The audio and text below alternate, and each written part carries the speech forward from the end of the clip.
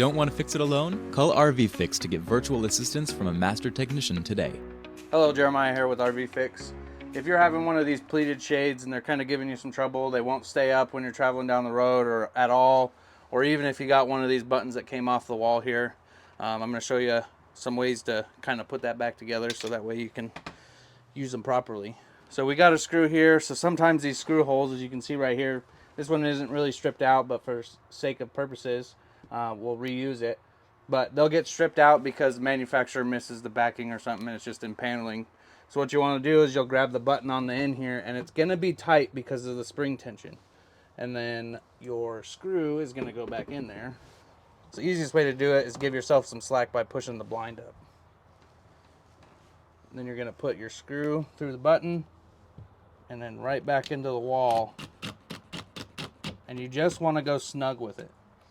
Now, if your blind is falling down on its own, it means that these strings don't have tension in it.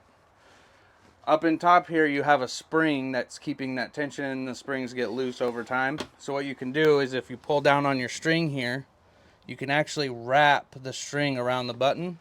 And you always want to do it on both sides. That way it keeps your blind even, tension on both sides, and then it'll go up and down, and you'll actually feel the tension in there.